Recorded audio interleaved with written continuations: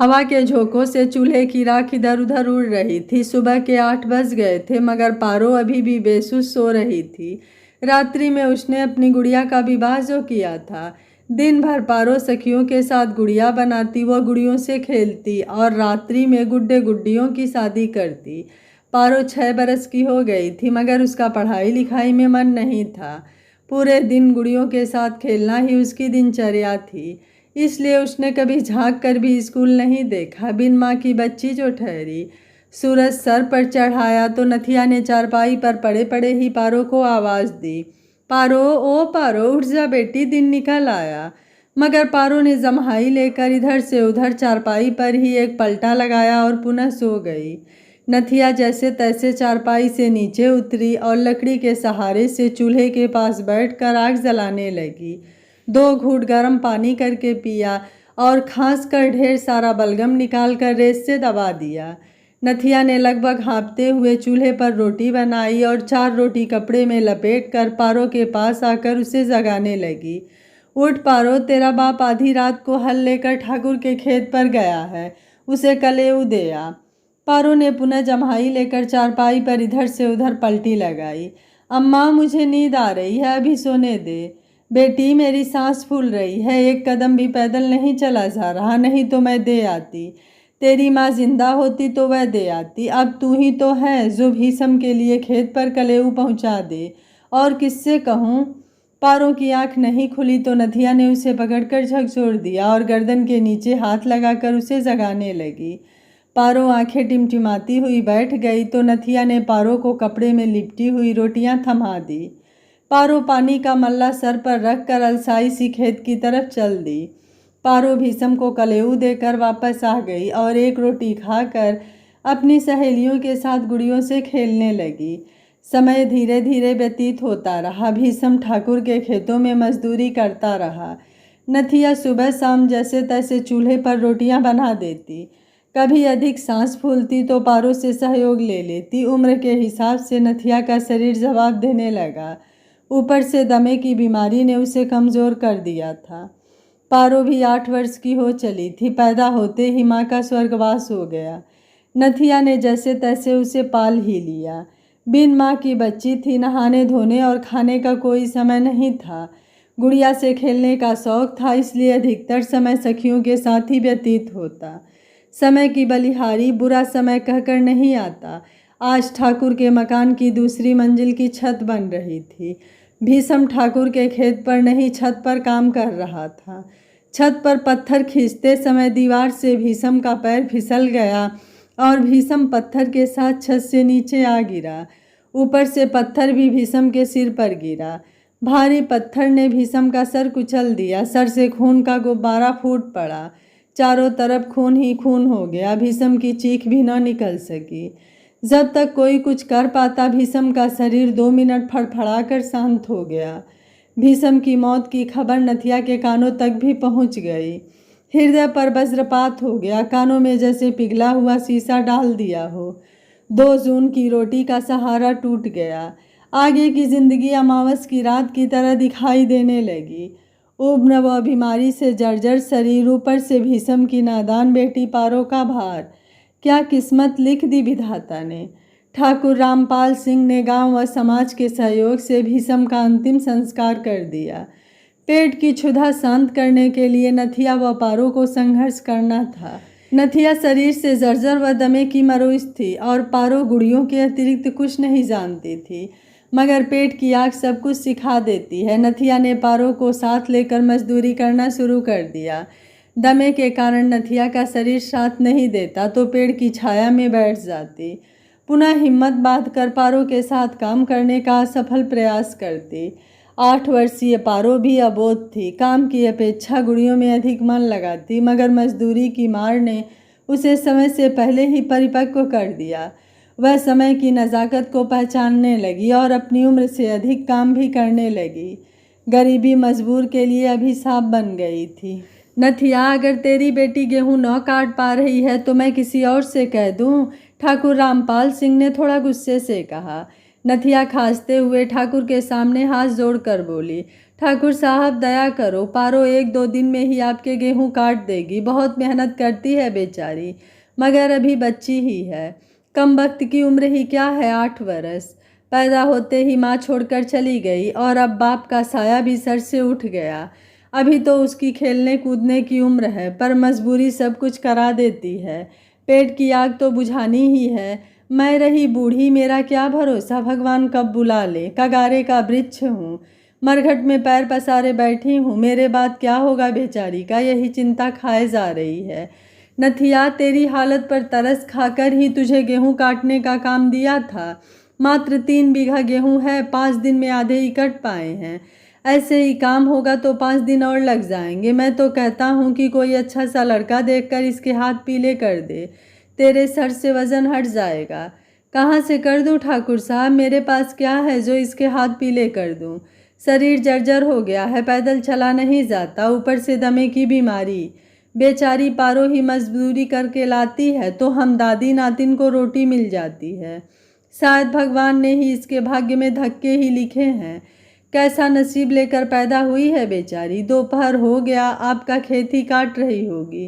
रोटी बनाने आएगी तो कह दूंगी थोड़ा जल्दी काम करे। ठीक है नथिया, तेरी हालत पर तरस आता है। काम हो जाए तो 10 सेर गेहूँ मजदूरी से अधिक दे दूंगा। और हाँ, पारो से कह देना थोड़ा जल्दी जल्दी हाथ चलाए। तू पारो का विवाह करेगी तो मदद भी कर दूंगा, पर काम जल्दी करे। इतना कहकर ठाकुर राम सिंह चले गए। नथिया सोचने लगी, मेरी फूल सी बच्ची दोपहरी में गेहूँ काट रही होगी। जिसका बाप जिंदा होता तो क्यों काम करती। मेरे हाथ पैर ही चल रहे होते तो मैं ही कुछ मदद करती। अब तो मैं उस पर वजन हूँ, वही मुझे पाल रही है। भूखी प्यासी जंगल में लग रही होगी। मेरे शरीर में इतना भी दम नहीं कि उसे रोटी तो क्या पानी भी दे आऊँ। तभी पारो आ गई, सर पर फटी सी चुनरी लपेटकर। चेहरा धूल व धूप से काला पड़ गया था और सूख रहे थे, शरीर कुम्हला गया था। कपड़े भी धूल से गंदे व जीर्ण शीर्ण हो रहे थे। गेहूं काटने की आरी एक तरफ फेंक कर गागर से पानी लेते हुए बोली, अम्मा खेत पर बहुत गर्मी है, प्यास से बुरा हाल हो गया। पानी लेकर नहीं गई थी क्या। ले गई थी अम्मा, पर मलरा खाली हो गया। पारो ने हाथ मुँह धोकर पानी पिया, फिर लकड़ी लेकर चूल्हे में आग जलाने लगी। कितना खेत और रह गया है, नथिया बोली। अम्मा अभी 2 वाट का कटा है, 1 बीघा और रह गया है। थोड़ा जल्दी कर, ठाकुर आए थे। क्या कह रहे थे। कह रहे थे न कट रहा हो तो किसी और से कह दूं। नहीं अम्मा, 2 दिन में काम खत्म कर दूंगी, आटा गूंथते हुए पारो बोली। ठीक है, थोड़ा सा शाम को काट आइयो। अम्मा अब तो गर्मी से व्याकुल हूँ, सुबह जल्दी चली जाऊंगी। ठीक है, जैसी तेरी मर्जी, कहकर नथिया ने खांसते हुए हांफते हुए बोली। बेटी 1 घूंट गर्म पानी लइयो। पारो ने बीच में रोटी रोक कर गर्म पानी किया, फिर रोटी सेक कर नथिया को दी। वह स्नान करके खुद खाकर कुएं पर कपड़े धोने चली गई। नथिया सोचने लगी, कैसे होंगे इस अभागी के पीले हाथ।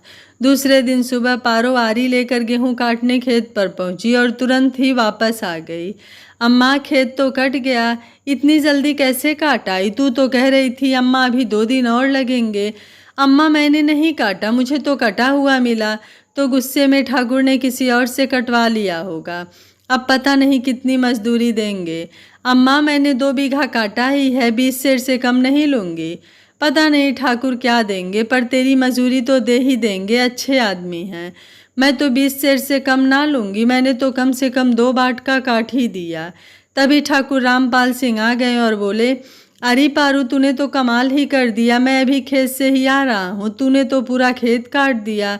हाँ बेटी, कल सुबह लांग इकट्ठा कर देना, जिसे बैलों से कहा कर तेरी मजदूरी दे दूंगा। तेरे 30 सेर गेहूँ बनते हैं, पर मैं तुझे पूरे 1 मन गेहूँ दूंगा। बाबा मैंने तो 2 बाट ही काटा था, 1 बीघा कौन काट गया। मुझे क्या पता किसने काटा है, ठेका तो तेरे पास ही था, अतः किसी ने भी काटा हो मजदूरी तो तेरी ही बनती है। पारो की खुशी का ठिकाना न रहा। उसने तो सिर्फ 2 बीघा गेहूँ ही काटे थे, बाकी 1 बीघा गेहूँ की कटाई की मजदूरी उसे ठाकुर वैसे ही दे रहे थे। खुशी से उसकी बाँछें खिल उठी। दूसरे दिन सुबह पारो लाख इकट्ठा करने खेत पर पहुंची तो चौंक गई। पूरे खेत का लाख इकट्ठा था। इसे कौन समेट गया। घर आकर बोली, अम्मा लाख भी सिमट गया। इतनी जल्दी कैसे समेट आई। मुझे नहीं पता, मैंने नहीं समेटा। तो कौन समेट गया? मुझे तो सिमटा हुआ ही मिला था, पर मैंने नहीं समेटा। तो कौन समेट गया? दोनों दादी नातिन यही सोचने लगी। बुद्धा के पिता की मृत्यु हुए 4 वर्ष व्यतीत हो गए थे। उस समय बुद्धा 8 वर्ष का था। वह स्कूल भी जाता था और खेलता कूदता भी था। पिता की मृत्यु के बाद माँ पढ़ाई का खर्च नहीं उठा सकी, तो वह माँ के साथ खेतों में मजदूरी करने लगा। पेट की आग सब कुछ सिखा देती है। गरीबी व मजबूरी ने उसे तपाकर सोने की तरह निखार दिया था। आज वह 12 वर्ष का किशोर था। जी लगाकर किसानों के खेतों में मजदूरी करता और चुपके से मजदूरी में पारो का सहयोग भी कराता रहता। पारो को इसकी भनक तक नहीं थी। मासूम पारो को खेतों में काम करते देख बुद्धा को बहुत दया आती थी, मगर बुद्धा भी कोई रईस नहीं था जो उसकी आर्थिक मदद कर सके। दिल में जितनी दया थी, जेब में उतने पैसे नहीं थे, इसलिए चुपके चुपके वह पारो की शारीरिक मदद ही करता रहा। और पारो अनभिज्ञ रही। उसे पता न चल सका कि कौन उसके काम को कर जाता है। एक दिन पारो ठाकुर के खेत में बाजरा की निराई करने गई। 10 बीघे के हिसाब से 5 बीघा खेत की मजदूरी 50 रुपये थी। पारो जब खेत पर पहुंची तो उसने देखा कि बुद्धा खेत की निराई कर रहा था। उसे खेत में निराई करते देखकर पारो बोली, अरे बुद्धा, तू यहाँ क्या कर रहा है? इस खेत का ठेका तो मेरे पास है। कुछ नहीं, नई खुरपी लेकर आया था तो सोचा चला कर देख लूँ कि कैसे चलती है, मगर तूने तो लगभग 1 बीघा खेत निकाल दिया। कोई बात नहीं, निकाल दिया तो क्या हुआ, गला सूख गया है, ला पानी पिला दे। ले पी ले। और बुद्धा पूरा मलरा पानी गटक गया। तो पारो बोली, तूने तो पूरा मलरा खाली कर दिया, शाम तक मैं क्या पीऊँगी? कोई बात नहीं, मैं तुझे और पानी दे जाऊंगा। इतना कहकर बुद्धा खुरपी लेकर चला गया। पारो अपने काम पर लग गई। भादों की दोपहरी थी, धूप चिलचिला रही थी। पारो धीरे धीरे अपने काम पर लगी रही। धूप की गर्मी से पूरा बदन पसीने पसीने से भीग गया। उसे प्यास लगने लगी, मगर उसका मलरा बुद्धू खाली कर गया था। वह बुद्धा का इंतजार देखने लगी कि कब बुद्धा पानी लेकर आएगा। प्यास से पारो का बुरा हाल हो गया, गला सूखने लगा। तो वह खुरपी लेकर पेड़ की छाया में बैठ गई और इधर उधर निगाह घुमाकर पानी की तलाश करने लगी। तभी दूर रास्ते में उसे बुद्धा आता हुआ दिखाई दिया, जिसके एक हाथ में गागर लटकी हुई थी। वह पेड़ के नीचे बैठी बुद्धा का इंतजार करने लगी। बुद्धा के एक हाथ में पानी की गागर और दूसरे हाथ में खुरपी लग रही थी। पास आकर बुद्धा ने गागर जमीन पर रखी और कुर्ते की जेब से गुड़ का डेला निकालकर पारो को थमा दिया। ले पारो, सुबह से काम कर रही है, खाली पेट पानी पिएगी तो पेट में लग जाएगा, इसलिए गुड़ खाकर पानी पी ले। पारो ने बड़े चाव से गुड़ खाकर पानी पी लिया और खुरपी लेकर अपने काम पर बाजरा की निराई में लग गई। तो बुद्धा भी अपनी खुरपी लेकर उसी के साथ बाजरा निराने बैठ गया। यह देखकर पारो बोली, बुद्धा, तू ये क्या कर रहा है? तुझे दिखाई नहीं देता मैं बाजरा निरा रहा हूँ? तू कैसे निरा रहा है? जैसे तू निरा रही है। इस खेत का ठेका तो मेरे पास है। तो क्या हुआ, मैं नहीं निरा सकता? देख बुद्धा, मेरा ठेका 50 रुपये का है और मुझे 50 रुपये की ज़रूरत भी है, घर का सामान व अम्मा की दवा के लिए। तो क्या हुआ, मैं तुझसे रुपए नहीं मांग रहा हूँ। फिर तू क्यों धूप में मेहनत कर रहा है? मैं रुपयों के लिए धूप में मेहनत नहीं कर रहा हूँ, मैं तो काम में तेरी मदद कर रहा हूँ। पर तू मेरी मदद क्यों कर रहा है? तू अभी बहुत छोटी है, खेतों में काम करती है तो तुझे देखकर मुझे दया आती है, इसलिए तेरी मदद कर रहा हूँ। तुझे ही क्यों दया आती है? पूरे गांव में किसी और को तो नहीं आती। मैं तुझसे प्यार करता हूँ, इसलिए तुझे काम करते देखकर मुझे दया आती है। ये प्यार क्या होता है? तू अभी बहुत छोटी है, बड़ी हो जाएगी तब समझ जाएगी। इसी तरह बात करते करते और काम करते करते दोनों ने शाम तक लगभग आधे खेत की निराई कर दी। सूर्य नारायण आकाश में अस्त हुए तो वह दोनों भी अपने घर को चल दिए।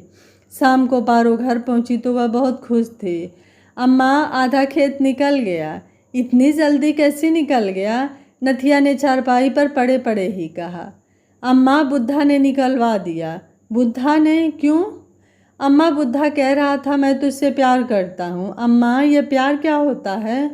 पारो की बात सुनकर नथिया सोच में पड़ गई। कैसे मेरी फूल सी अबोध बच्ची ऐसे भेड़ियों से बचेगी? मेरे शरीर में दम होता तो अभी इस बुद्धा की खबर लेती, पर क्या करूँ, मजबूर हूँ, चल फिर भी नहीं सकती। नथिया कुछ सोचकर बोली, कुछ नहीं बेटी, यह रईसों के चोचले हैं, हम गरीबों के नहीं। नथिया ने गोलमोल जवाब दे दिया, मगर पारो कुछ समझ न सकी। रोटियां निकाल कर पानी लेने कुएं पर चली गई और पानी की गागर भरकर घर वापस आ गई। नथिया को दवाई खिलाकर पारो अपनी चारपाई पर लेट गई। दिन भर की थकान से निद्रा ने जल्दी ही उसे अपने आगोश में ले लिया। दूसरे दिन पारो खुरपी लेकर खेत पर पहुंची तो बुद्धा पहले से ही खेत में काम कर रहा था। पारो भी अपनी खुरपी लेकर बैठते हुए बोली, बुद्धा, तूने बताया नहीं कि ये प्यार क्या होता है। बुद्धा भी प्यार की परिभाषा नहीं जानता था। कुछ शर्माते हुए बोला, प्यार करने के बाद शादी हो जाती है। हट पगले, शादी तो गुड्डे गुड्डियों की होती है। मैंने भी अपने कई गुड़ियों की शादी गुड्डों से की है, पर अब खेत में काम करने से गुड़ियों की शादी करने का समय ही नहीं मिलता। पारो, तू जैसे गुड्डा गुड्डियों की शादी करती है, उसी तरह लड़के और लड़कियों की शादी भी होती है। देखना, एक दिन मैं तुझसे शादी कर लूँगा और फिर तुझे रानी बनाकर घर में रख लूँगा। तुझे खेतों में काम नहीं करने दूँगा। मैं काम नहीं करूँगी तो क्या खाऊँगी? अम्मा क्या खाएगी? तेरे बदले का काम मैं करूँगा, उसी में से तू खाएगी। तेरी बात मेरी समझ में नहीं आ रही। इसी तरह बातों बातों में खेत का पूरा काम समाप्त हो गया। दोनों घर को चल दिए तो पारो ने कहा, कल ठाकुर से रुपए ले लूँगी, तू अपने आधे रुपए 25 रुपए ले लेना। मैं नहीं लूँगा। क्यों? तू क्या खाएगा? मैं तुझसे प्यार करता हूँ, इसलिए काम में तेरी मदद कर रहा हूँ। मैं तुझसे इस काम के बदले पैसे नहीं लूँगा। पर तू पैसे नहीं लेगा तो खाएगा क्या? पारो ने अपनी बात पर थोड़ा वजन देकर कहा, खाने के लिए तो मैं और भी काम करता हूँ, तुझसे अधिक कमाता हूँ और तुझसे अधिक काम करता हूँ। मेरे पास खाने के लिए कमी नहीं है। ठीक है, जैसी तेरी इच्छा। बुद्धा के बाल हृदय में प्यार का बीज अंकुरित हो चुका था, मगर नादान पारो उस भाषा को समझने में असमर्थ थी। नथिया चारपाई पर पड़ी पड़ी हाँफ रही थी।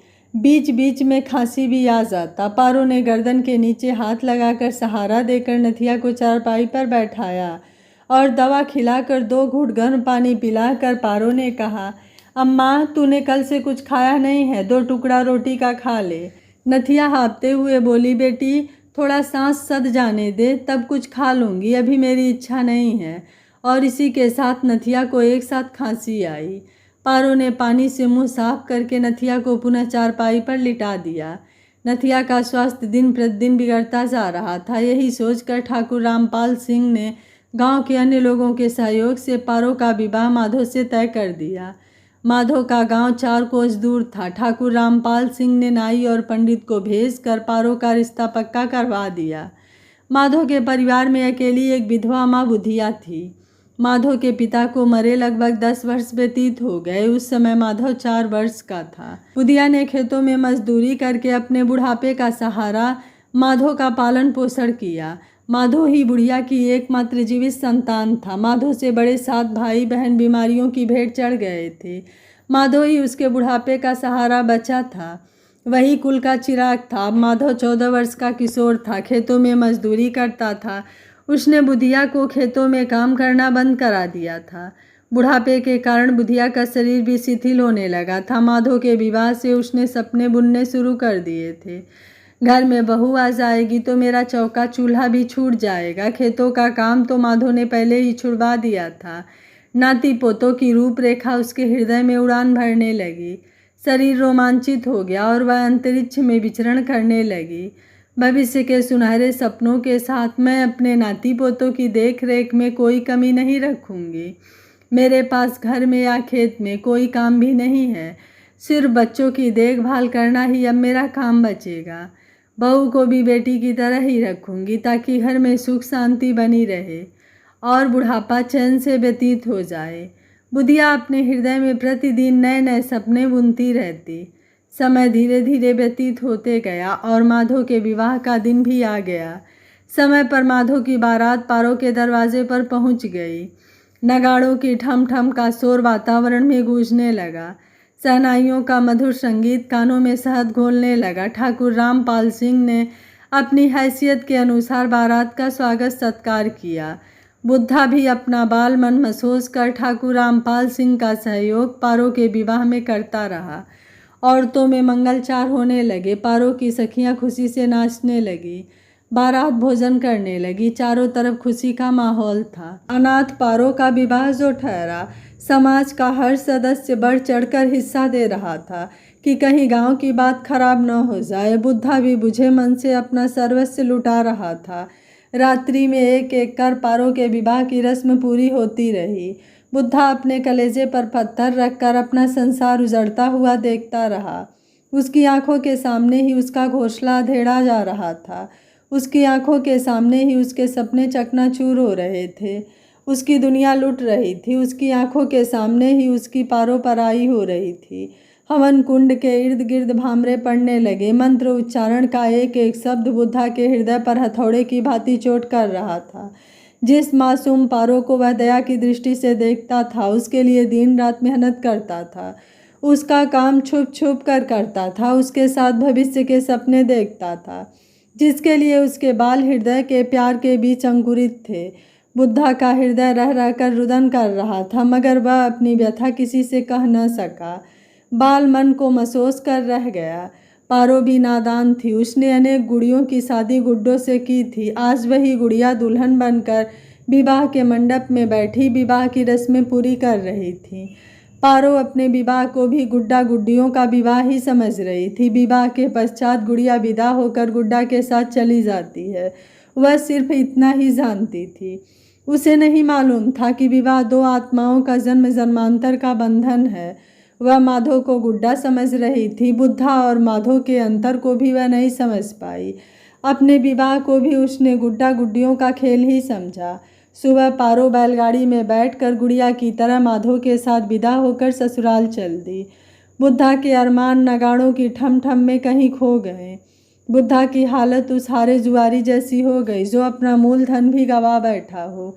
टूटे हुए सपनों में खोकर दुख के आंसू बुद्धा की आंखों में बह निकले। बुद्धा एकांत में जाकर खामोश बैठ गया, मगर उसके टूटे हुए हृदय की वीरांगी की दास्तां, पुरानी यादों के खंडहर खुद ही बयां कर रहे थे। बुद्धा की आंखों के आंसू पलकों की हदें तोड़कर गंगा यमुना की तरह बहने लगे। गर्मी का समय था। आसमान में सूर्य तप रहा था। माधो पारो को लेकर बारात के साथ अभी तो कुछ ही दूर निकला था कि उसके पेट में जलन शुरू हो गई। कुछ समय बाद माधो को उल्टियां भी होने लगी। बाद में दस्त भी शुरू हो गए।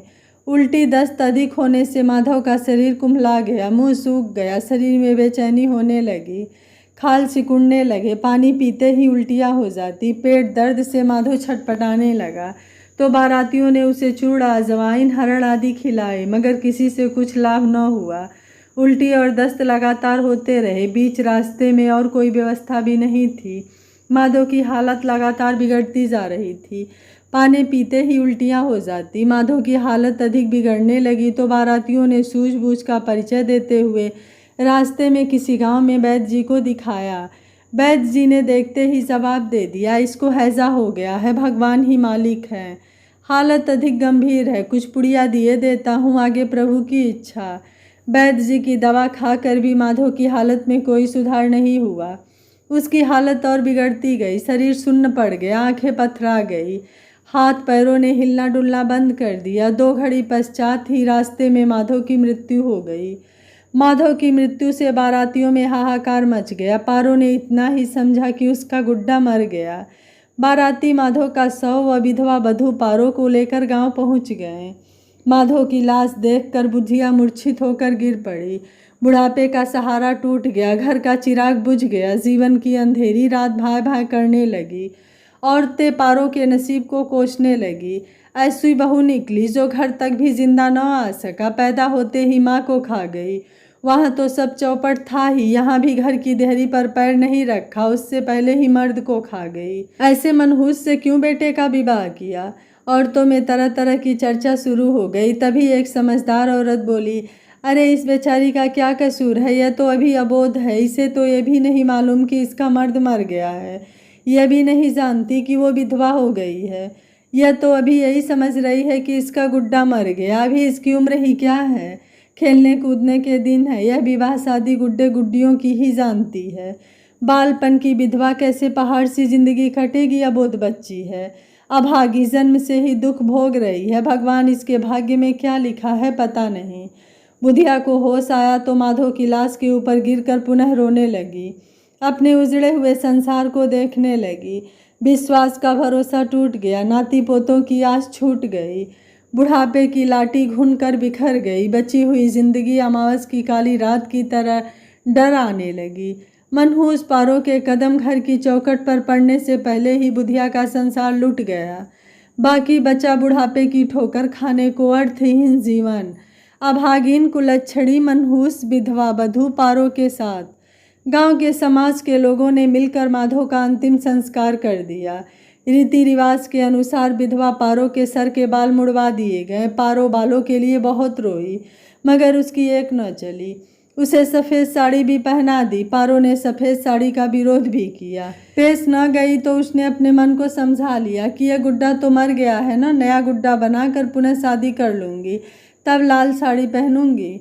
मेरी गुड़िया भी शादी पर ही लाल साड़ी पहनती थी, पर वो नहीं समझती थी कि सुहागिन क्या होता है और विधवा कैसी होती है। कुछ दिन तो पारो के कलेऊ में ताने व भोजन में गाली खा खा कर घर में कट गए, मगर जल्दी ही बुधिया ने उसके हाथ में खुरपी पकड़ा दी। मनहूस कुलच्छड़ी राण कहीं की, घर में पड़ी पड़ी खाती रहेगी या कुछ काम भी करेगी? मैं तेरे लिए कब तक काम करती रहूँगी? चल खेत में मजदूरी कर। पारो खेतों में मजदूरी करने लगी जैसे अपने गांव में करती थी। गांव में बुद्धा उसकी मदद करता रहता था, यहाँ कोई मदद करने वाला नहीं था। गांव में अम्मा कभी डांटती भी नहीं थी, यहाँ डांट के साथ साथ पिटाई भी होने लगी। जरा सी गलती पर बुधिया हाथ उठा देती। गाली तो उसकी जुबान से अमृत की तरह झरती थी। भोजन के साथ गाली व मार खाना पारो की नियति बन गया, जैसे सुबह से शाम तक काम के बदले उसे इनाम मिलता हो। एक दिन दोपहर तक काम करने के बाद बुधिया ने उसे घर भेज दिया। जा घर जाकर रोटी बना लेना। पारो ने सोचा आज अच्छा समय है, मैं अपने लिए गुड्डा बना लूँ, गुड्डा से शादी करके लाल साड़ी पहन लूँ, फिर माँ जी भी मुझे अम्मा की तरह ही प्यार करेंगी। पारो सुई धागा व कुछ फटे हुए चीथड़े में लेकर गुड्डा बनाने बैठ गई। गुड्डा अभी आधा ही बन पाया था कि बुधिया आ गई। बुधिया ने कहा, यह क्या कर रही है हरामखोर, रोटी बन गई है क्या? पारो ने कहा, नहीं माँ जी। हरामखोर, इतनी देर की आई है, क्या कर रही थी जो अब तक रोटी भी नहीं बनी है? कुछ नहीं माँ जी, मैं गुड्डा बना रही थी। गुड्डा से खेलेगी राण लुगाई, ले अभी तेरा गुड्डा बनवाती हूँ। इतना कहकर बुधिया ने हाथ में चिमटा उठा लिया। पारो चिल्लाती रही, माँ जी मैं खेलने के लिए गुड्डा नहीं बना रही हूँ, मैं तो शादी करने के लिए गुड्डा बना रही हूँ। इससे शादी करके मैं भी लाल साड़ी पहन लूँगी और आप भी मुझे अम्मा की तरह प्यार करेंगी। मगर बुधिया ने उसकी एक न सुनी। दे दनादन चिमटा उसकी पीठ पर बरसाती रही। पारो की पीठ पर चोटों के निशान उभर आए। जुबान की चीख के साथ आंखों ने भी बरसना शुरू कर दिया। पारो गुड्डा अधूरा छोड़कर चूल्हे में आग जलाने लगी। उसे नहीं मालूम था कि गुड्डा बनाने की यहाँ इतनी बड़ी सज़ा है। ससुराल में आए पारो को 6 वर्ष काम करते व मार खाते व्यतीत हो गए। सुबह शाम भोजन के साथ गाली व ताने खाना व दिन भर खेत में मजदूरी करना उसके नसीब में लिखा था। अब वह नादान नहीं थी, 14 वर्ष की किशोरी थी। वह भी अब प्यार की भाषा समझने लगी थी, मगर वह विधवा थी, यह भी समझती थी। अब वह सुहागिन और विधवा में अंतर जान गई थी। अब उसे सफ़ेद साड़ी से भी कोई गुरेज नहीं था। गुड्डा गुड़ियों का खेल पीछे छूट चुका था। पारो ने माधो का प्यार तो कभी देखा नहीं था, मगर उसे बुद्धा का प्यार अच्छी तरह याद था। अब उसे बुद्धा की याद सताने लगी। बुद्धा उसे प्यार जो करता था, उस समय वह प्यार की भाषा नहीं समझती थी। आज वह प्यार की परिभाषा भी समझने लगी और इसी परिभाषा ने बुद्धा के लिए उसके हृदय में प्यार के बीज अंकुरित कर दिए। 6 बरस हो गए बुद्धा से बिछड़े। अब तो वह 18 वर्ष का जवान हो गया होगा। बुद्धा की सूरत देखने की तड़प उसके हृदय में उठने लगी। बुद्धा के पास वह उड़कर पहुंचना चाहती थी, मगर बुद्धा क्या सोचेगा, मैं तो विधवा हूँ, बुद्धा के पास कैसे जाऊं? हमारे समाज में बाल विवाह की प्रथा है, विधवा विवाह की नहीं। पारो तो चली गई, मगर पारो की दादी अम्मा नथिया की सेवा करने में बुद्धा को पारो के प्यार का ही सुख मिलता। वह समझता कि मैं नादान पारो की सहायता ही कर रहा हूँ। मगर नथिया को मरे भी 2 वर्ष व्यतीत हो गए। बुद्धा पारो को न भूल सका। पारो मासूम थी, वह पारो की सहायता करते करते उससे प्यार करने लगा था। उसका प्यार परवान चढ़ता तब तक ठाकुर रामपाल सिंह ने समाज के सहयोग से अनाथ पारो का विवाह कर दिया। बुद्धा अपने बाल मन को महसूस कर पारो के विवाह में सहयोग भी करता रहा, मगर वह अपने मन की व्यथा किसी से कह न सका। उसके देखते ही देखते पारो पराई होकर चली भी गई। बुद्धा का हृदय टूट गया, सब अरमान चकनाचूर हो गए। उसके हृदय में बसा घोंसला उजड़ गया, उसके अरमान सहनाई की गूंज में दबकर रह गए। बुद्धा तड़पता रह गया। बुद्धा की सूनी आंखों में पारो की सिर्फ यादें बाकी थी। उन्हीं यादों में बुद्धा गुमसुम बैठकर पारो को निहार लेता। हृदय टूट गया था, सपने चकनाचूर हो गए थे। दिल में पारो की मूरत छुपा रखी थी, उसी से प्यार की बात कर लेता। हवा के हर झोंके से पारो का हालचाल पूछ लेता। चंद्रमा में पारो की सूरत ढूंढ लेता, काली घटाओं में अपना संदेश कह देता। पपीहे को अपना विरह गाथा सुना देता। ऋतुराज बसंत में पेड़ पौधे जैसे पतझड़ हो जाते हैं, बुद्धा का हृदय उसी तरह पतझड़ हो गया था पारो की विरह में। बचपन में उसने पारो के साथ हरियाली ही देखी थी, अरमान सजोए थे, भविष्य के सुनहरे सपने देखे थे। सब पारो के विवाह के साथ बिखर गए। पारो भी नादान थी, उसे पता ही नहीं क्या हुआ। जब वह समझी तब तक उसकी दुनिया ही उजड़ गई। बुद्धा सूने मन से ठाकुर रामपाल सिंह के खेतों में मजदूरी करता रहा। कभी इन खेतों में पारो मजदूरी करती थी, इन्हीं खेतों में वह पारो की मदद करने आता था। पारो मासूम थी, माँ बाप मर गए थे, उम्मा उम्र व बीमारी से मजबूर थी, नहीं तो पारो को मजदूरी करने की क्या आवश्यकता थी। विवाह के बाद पारो सब कुछ छोड़कर चली गई, मगर बुद्धा उन्हीं रास्तों पर भटकता रहा। पारो के प्यार की वीरांगी उसके टूटे हुए हृदय को कुरेदती रही। बुद्धा वीरान प्यार की सिंचाई का असफल प्रयास करता रहा। उसे मालूम था कि पारो पराई होकर चली गई है, फिर भी उन्हीं खेतों में वह पारो को ढूंढता रहता, जहाँ कभी पारो मजदूरी करती रहती थी। पारो को गए 6 बरस हो गए, मगर बुद्धा के टूटे हुए दिल में पारो की सूरत आज भी सुरक्षित थी।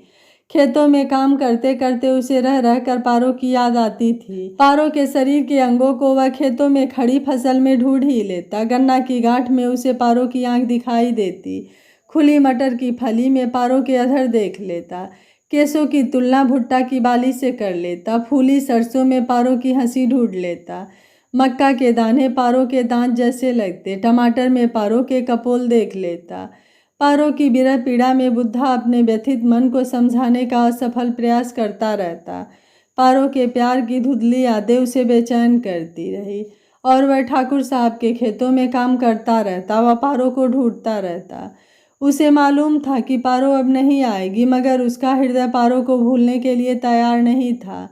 पुरानी यादें जो खंडहर बन चुकी थी, उन्हीं वीरान खंडहरों के किसी कोने में बुद्धा पारो को ढूंढ रहा था, जिसकी यादें उसके हृदय में किसी पुरानी चोट की तरह मीठी टीस बनकर उठती रहती।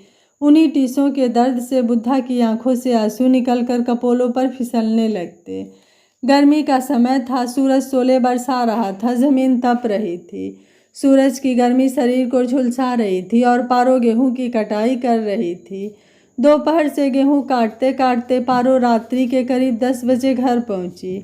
गागर से पानी लेकर हाथ मुंह धोए, सूखी रोटी पानी से निगलकर चारपाई पर लेट गई। मजदूरी की थकान से शरीर चूर चूर था, मगर आंखों में बुद्धा के सपने तैर रहे थे। हृदय में बुद्धा की यादें टीस बनकर चुभ रही थी। तभी बुद्धिया बोली, पूरा खेत कट गया क्या, कि कल के लिए छोड़ आई है हरामखोर कहीं की। पारो ने कहा, कल के लिए रह गया है माँ जी। हरामखोर, कुछ काटती भी है कि यारों के साथ नैन मटक्का करती रहती है। पूरे दिन काटती हूँ। रान लुगाई अन्ना भैंस जैसी होती है, तेरा क्या भरोसा। काम करती है, यारों के साथ गुलछर्रे ही उड़ाती है। काट दी तो क्यों रह जाता। 3 बीघा खेत है माँ जी, 2 दिन में कैसे कट जाता। कल तक काट दूंगी। पारो की आंखों से आंसू बह निकले। इतना काम करने पर भी ताने। यहाँ बुद्धा होता तो खेत कट गया होता। बुद्धा मेरी कितनी मदद करता था, यहाँ मैं क्या करूँ। सुबह शाम घर में काम करना, वो दिन रात खेतों में मजदूरी। उसे रह रह कर बुद्धा की याद आने लगी। बुद्धा कहता था, तुझे मैं रानी बना लूँगा, यहाँ तो मैं दासी भी स्वीकार नहीं। बुद्धा कहता था, खेतों में काम नहीं करने दूंगा, यहाँ तो दिन रात मजदूरी। उसकी आंखों के आंसू रुकने का नाम नहीं ले रहे थे। शरीर थकान से चूर चूर था। हृदय को बुद्धा की यादें कुरेद रही थीं। आंखों में बुद्धा की तस्वीर बसी हुई थी। चारपाई पर पड़ी पड़ी बुद्धा के सपनों में खो गई। नींद ने उसे अपनी आगोश में समेट लिया। सुबह 3 बजे बुधिया ने आवाज़ दी, ओ कुलच्छणी, गेहूँ काटने जाएगी या पड़ी पड़ी चारपाई ही तोड़ती रहेगी? पारो का शरीर थकान से टूट रहा था, आंखों की नींद पूरी नहीं हुई थी।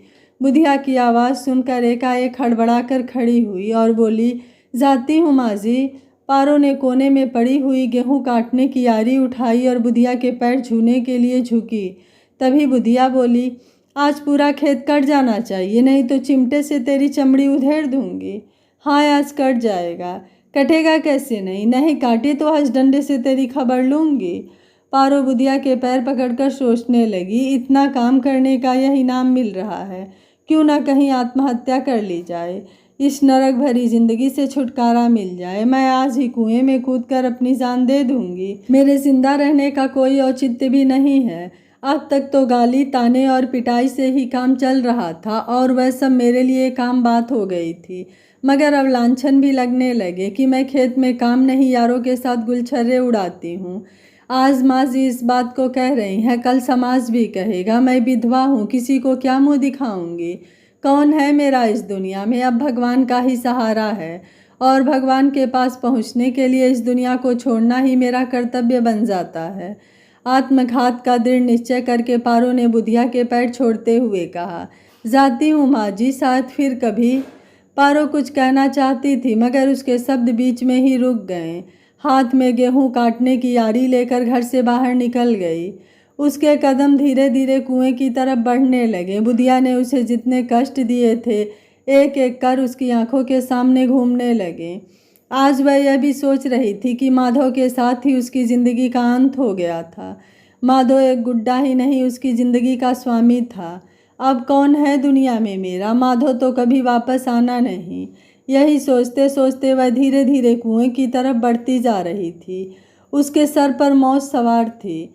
तभी उसे अपनी अम्मा की याद आने लगी। काम तो वहाँ भी था मगर अम्मा कितना प्यार करती थी। अम्मा के प्यार में वह काम की थकान भी भूल जाती थी। वहाँ काम में बुद्धा उसकी सहायता भी करता रहता था। बुद्धा की याद पुनः हृदय में ताज़ा होने लगी। बुद्धा कितना प्यार करता था उससे। जीवन के संघर्षों से परेशान पारो बुद्धा के सपनों में खो गई। बुद्धा से मिलने की तड़प उसके हृदय में होने लगी। बुद्धा की सूरत हृदय से निकलकर आंखों के सामने नाचने लगी। बुद्धा की सूरत के सम्मोहन में वह धीरे धीरे बुद्धा की सूरत के पीछे ही चलने लगी। कुएं का रास्ता भूल गई। उसके पैर बुद्धा की सूरत के पीछे पीछे चल रहे थे। वह अपना आपा खो बैठी। उसे पता नहीं मैं किधर और कहाँ जा रही हूँ। बुद्धा से मिलने की तड़प उसके हृदय में हो रही थी। वह उड़कर बुद्धा के पास पहुँचना चाहती थी। एकाएक उसकी चेतना वापस आई। उसकी अंतरात्मा से आवाज़ आई, पारो, तू यह क्या कर रही है? तू विधवा है। क्या यह समाज तुझे स्वीकार करेगा? क्या बुद्धा तुझे अपना लेगा? समाज में बाल विवाह की प्रथा है, विधवा विवाह की नहीं। समाज को विधवा स्वीकार नहीं करेगा। उसके पैर रुक गए। पीछे पलट कर पुनः कुएं की तरफ देखने लगी। पारो अपनी ज़िंदगी का अंत करने के लिए कुएं की तरफ चलने लगी। उसे अपना दर्द भरी ज़िंदगी दिखाई देने लगी। सुबह शाम घर के काम के साथ साथ गाली खाना, दिन भर खेतों में मजदूरी, न रात में चैन न दिन में चैन, न कोई प्यार करने वाला। मिलती है तो सिर्फ गाली, मजदूरी और संघर्ष भरी जिंदगी। वह कुएं के पास पहुंची तभी मन ने हिम्मत बांधी, बुद्धा तेरा है, वह तुझे अवश्य अपना लेगा, तेरे लिए समाज से विद्रोह कर देगा, तुझे रानी बना लेगा। हर समय तेरी मदद करता था, वह तुझे प्यार करता था। यहाँ कौन है तेरा? किसके लिए तू अपने हाथ घिस रही है? मन और आत्मा में द्वंद्व शुरू हो गया। बुद्धा की चाह मन का साथ देती रही। तुझे बुद्धा अवश्य अपना लेगा। मन में ऐसा विश्वास पैदा हो गया। उसके पैर पुनः बुद्धा की तरफ चल पड़े। मन का पलड़ा भारी होता गया। उसके पैरों की गति तेज होती गई और तेज होती गई। सुबह तक वह अपने गांव के करीब पहुंच गई। पारो ने दूर से ही ठाकुर रामपाल सिंह के खेतों की तरफ देखा, जिन खेतों में बचपन में कभी वह काम करती थी। उन खेतों में गेहूं की फसल पकी खड़ी थी। धीरे धीरे उसके पैर उन्हीं खेतों की तरफ मुड़ गए। उसने देखा बुद्धा उसी खेत में गेहूं काट रहा था। पारो खेत के दूसरे सिरे पर पहुंच गई। पारो के हाथ में भी गेहूं काटने की आरी थी, अतः दूसरे छोर से वह भी उसी खेत में गेहूं काटने बैठ गई। बुद्धा को उसकी भनक तक नहीं लग सकी। काटते काटते दोनों एक दूसरे के सामने आ गए। पारो को एकाएक सामने देखकर बुद्धा चौंक गया। अरे पारो तू? हाँ मैं। तू तो अपनी ससुराल में थी, आ गई। क्यों? तेरी मदद करने। मेरी मदद तू क्यों करेगी? जैसे तू मेरी करता था। तो क्या तू बदला चुकाने आई है? मैं तो तुझसे प्यार करता था इसलिए तेरी मदद करता था। हाँ, तू मुझसे प्यार करता था इसलिए मैं तेरे पास आई हूँ। उस समय मैं तेरे प्यार को नहीं समझ सकी। तू कहता था ना कि बड़ी हो जाएगी तो प्यार को समझ जाएगी, और अब मैं बड़ी हो गई हूँ और तेरे प्यार को समझ गई हूँ। आज मैं भी तुझसे प्यार करती हूँ इसलिए अपनी पुरानी ज़िंदगी छोड़कर हमेशा के लिए तेरे पास चली आई। क्या तू मुझे अपना लेगा? तू तो कहता था कि मैं तुझे रानी बना लूँगा। हाँ पारो, मैं हमेशा तेरा इंतज़ार करता रहा, मगर तू इतने दिनों बाद लौट कर आई। मैं तुझे अवश्य रानी बना लूँगा। बुद्धा की आंखों में खुशी के आंसू आ गए। उसने अपनी बाहें पारो के लिए फैला दी। पारो भी बुद्धा की बाहों में समाकर रोने लगी। बुद्धा ने उसे अपने आगोश में समेट लिया। पारो बुद्धा की बाहों में समाती चली गई। दोनों को ऐसा महसूस हुआ जैसे जन्म रंग कुजन उपारस पावा, अंधई लोचन लाभ सुहावा। यह कहानी आपको कैसी लगी? आप मुझे अपनी राय कमेंट बॉक्स में ज़रूर दीजिएगा। वीडियो पसंद आया है तो वीडियो को लाइक, शेयर एंड चैनल को सब्सक्राइब कर लीजिएगा। Thank you for watching. मिलते हैं अगली कहानी में।